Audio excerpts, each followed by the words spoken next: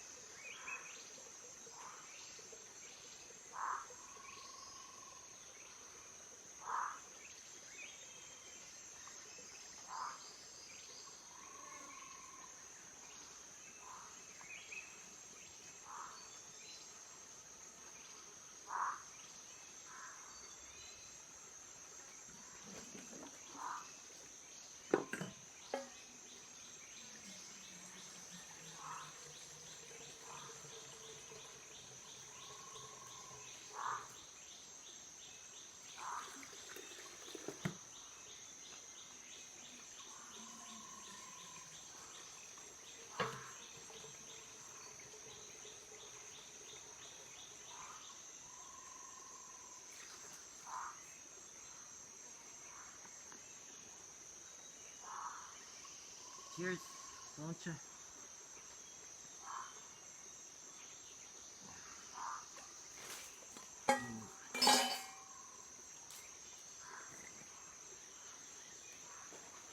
Okay. The water collecting is so fast. The water collecting right now is super fast. Good flow. Had a tooth pulled Saturday. Oh, I've already forgotten how sore it was. And it was sore for like 6 or 8 months. Split. It turned out being split in half. Anyway, whatever. Anyway, back to you in a sec. What am I pondering today? Okay, off we go. Woohoo! Boy, are we in a couple of wet. I think it's been wet for a number of days. I guess since Saturday, like pouring, leaks through the roof, the whole works. Anyway, I think it's gonna be like this. I don't know. Probably at least till early next week, I suppose. I don't know if this is technically the wet season, though it certainly feels like it, and it certainly feels like I live in a rainforest right now. Everything's just saturated. Like right now, it's fairly cool actually. It's a really pleasant temperature, but humidity must be 95% or something. So I just like everything's moist.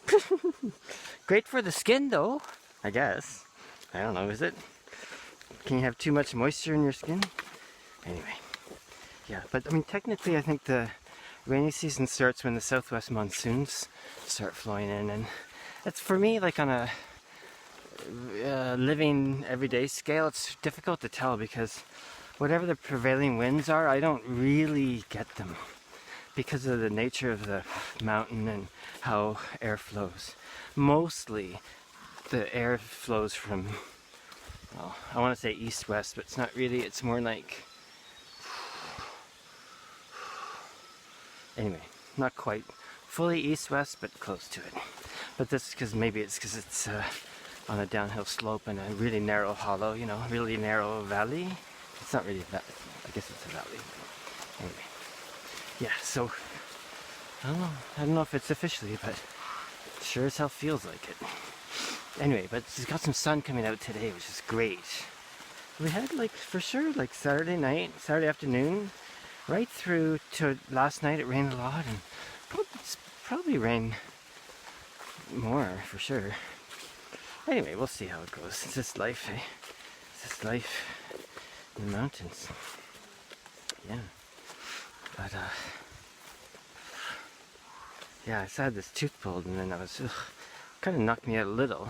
It was okay, but anyway, and then it was raining, so I ended up feeling really isolated at home. You know, and also the guitar I had a commission for left the house last Monday. Oh, it was a little over a week ago, and that's always love it, right? And it's given, and a new person has it, and they can experiment with strings, and hopefully the guitar, he's happy with it, you know. But now it's like, oh, my old friends left.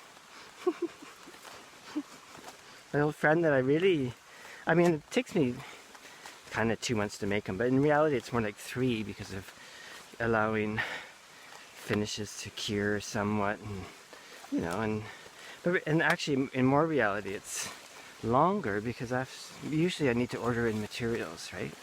Depends on the instrument, but pretty much always have to order some stuff in. I don't have a really big stock of materials. Anyway, I wish I did though. Big pile of wood. Woo. Anyway, I'm too nomadic for that, I guess. Anyway, so, but really it ends up being like, I was asked about this guitar back in December. So mid-December, mid-January, February, March, mid-April. Yeah, 4.5 months of being focused on it, you know? It's a fair time investment. And anyway, we really enjoyed working on the instrument and learned some stuff. And anyway, making a new Blanca now. I actually have most of the materials I need for it. Yeah, just really need to order some back and sides, and then I think I'll just order some cypress, Canadian cypress, or it's also called Alaskan yellow cedar. And I want to. I'm rethinking my flamenco blancas. Yeah, you know, I've been making classicals for really the past more than a year exclusively, and oh well, flamenco's my first kind of love, I guess, but in making and playing. But yeah, I have an idea of, well, you know, experience, right? Like, I feel like, okay, you know, where can I adjust some things? What I'm going to do is I'm going to go back to the original Santos Hernandez bracing, which is from a guitar from the 30s, is the plan I have. And very basic, actually. Very basic fan bracing. 7 struts. But I've also been pondering this, is it Spanish or Brazilian flamenco guitar maker I was listening to. And, you know, I know that to work on flamencos, things need to be light, and the guitar needs to be able to move, right? Like with the classical and the really hard rosewoods, hard wood back and sides, you know. These are all debatable points, but perhaps a really nice, really solid, stiff sides and back helps to create that beautiful, luscious resonance and overtones, right? Whereas flamencos are, it's like half a drum, eh? So anyway, I'm gonna few little differences I'm gonna do. It's gonna be subtle. Probably you'd never even notice it looking at it for most people, but quite excited about working on it again. And, yeah, I mean, it's great. I love getting commissions, so if anyone wants one, just let me know. But I love working on an instrument that just I think of, right? This pressure is lower. I feel free to explore as much as I want, you know, because it's just my idea. But also, like, the thing is for me, I mean, the guitars are not cheap exactly, but for what they are, they're relatively inexpensive, right? But it doesn't really allow me a lot of scope for mistakes, you know.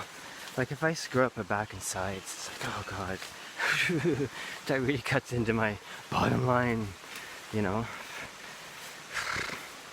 So I sort of can't screw it up.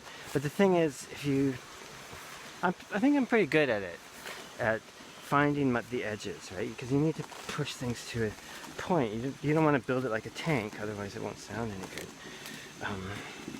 So I feel like I'm pretty good, but nonetheless, when I do a commission, I'm a little more conservative, I guess. You know? Yeah. Whereas if this is for, and this instrument, I really like a wider saddle spacing. Like usually I make them 60 millimeters at the saddle, the string spacing. But I really like the 63 millimeters. Half a millimeter difference for each string. Doesn't sound like much, but you can really feel it. Like that, a professional player would notice instantly, I'm sure. But yeah, so I might do this one 63, you know. And maybe this will be the Blanca that I keep if no one wants to buy it. Or someone might want to buy it and then I can make more. Yes. You can tell if you go to my website, the instruments that I would be happy to not sell are kind of like full price, you know. And anyway, because, yeah, whatever. Yeah, so anyway, here I talk all about guitars, but I really wanted to talk about climate change. But I don't know if I want to anymore. I mean, I guess part of it, I haven't really talked about climate change in these silly water walks. Wee water walks in a long time. There hadn't been more important things. I actually think that all this stuff around mandatory vaccinations and not properly tested. Oops, let's move this. Okay. Thing is, I'd like to sort of cut back on vegetation that goes over my head. Ugh. Because I'll bring my knife next time. Things are growing fast. It smells good. Because of leeches, right? They kind of hang off the edge and jump on you. I don't get not a lot of leeches up here, but every now and then.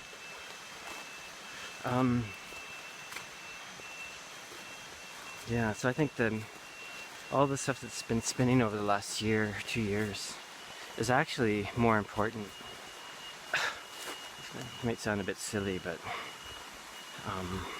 it's because of what's behind it all the control, the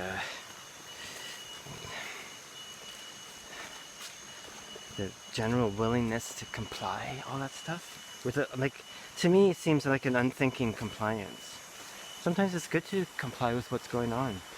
It's good for the group, but that's great if it's actually the case, but it's not always the case, right?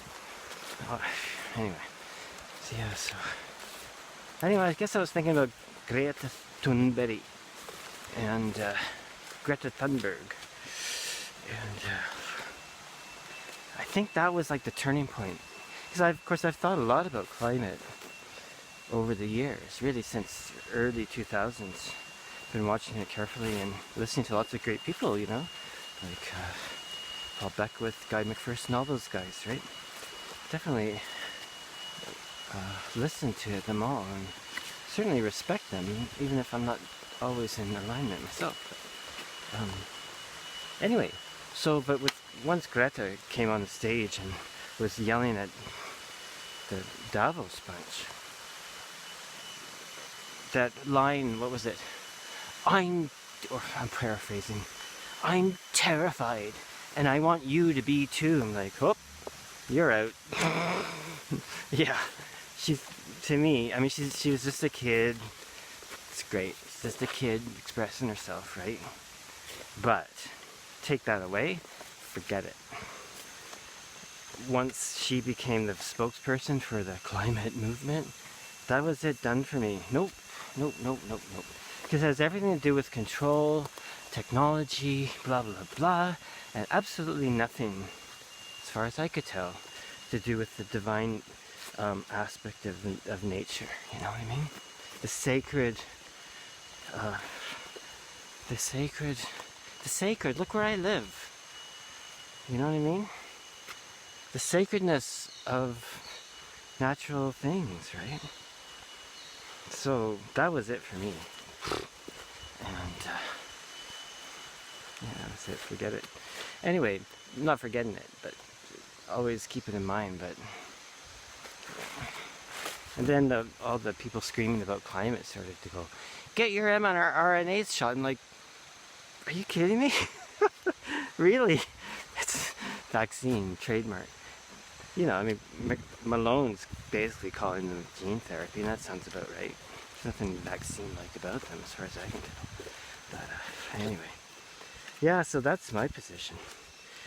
You know, if the sacredness and divine nature isn't a part of this dialogue, then I'm not on board. Forget it. And you know, a lot of people love nature and still follow a certain kind of, I don't know what word to use, controlling technological aspect. We must do this. It's like, just wait till they lock down people for climate, or if you know, anyway, the digital ID and all that crap. Anyway, blah blah blah. I'm almost at the end of my trail here. It feels like that every day these days. Anyway, so yep. So let's see now. What's my other point? Yeah. So Greta Thunberg speaking at Davos. As soon as she was in Davos, I went, "Oh, she's done." You know, like, she didn't like force them to put her on the stage. She's like allowing them to flagellate. Look how bad we are. Look how bad we are. And oh, look at anyway. Anyway, I feel like I'm a little bit losing things, you know, losing a little. I'm okay. Once I go out in the woods and stuff, then everything's clear again. That's why I really, you know, I come up here to get water, and it's the water's living water, right? Not out of a tap, there's no chemicals in it. It's straight out of the ground. Like Tom Cowan says, water that has had the vibrations of birds singing, the vibrations running through through the, God knows how long, how much rock and whatever to come up, right? That journey that water takes from, you know, from various sources, I guess. But it's also a way that no matter how sort of tied up on other things I get, not that I get that tied up, but I always have at least once a week. Boom, we're out here for a couple hours, hour and a half. Yeah, and anyway. Yeah. So, that's that. What else? I guess nothing else. I managed to squeeze in the climate thing and talk about the guitar. So anyway, I've got a really beautiful Blanca for sale right now. It's not as cheap as I had it at around Christmas time, but it's still a really great deal. You know, it's got ebony, traditional ebony pegs. So a lot of people might not like that, but I can put on. I can definitely put geared pegs on it. I can't put tuning machines really on a guitar already made. I mean, I probably could, but not worth it. But the geared tuning, the geared tuning pegs are really great. Work really well. I like the Whitners myself, but there's Peghead's another brand. Yeah. So if you want one, give me a ring. For all those classical players, you need a flamenco. Look, I can't believe that a classical musician doesn't have a flamenco guitar as well. I mean, come on, what's wrong with you? And especially if you're a classical player, you got the classic Indian rosewood or something back and sides, you know, get yourself a Blanca. The thing's so light. It's like it almost floats in the air. They're so light. Yeah, that's my advice. And I got one for you. And I'll have another one for you in, I don't know how long. I have to save some money up for the back and sides for this new one, but it'll probably be ready in sometime, probably in July I might be able to order something, but we'll see. Anyway, yeah, so so maybe August for sure. Anyway, or late July, August. Yeah. Anyway, give me a ring if you want that. Otherwise, Al Broshan, hope everyone's doing okay. Keep on keeping on. Ciao.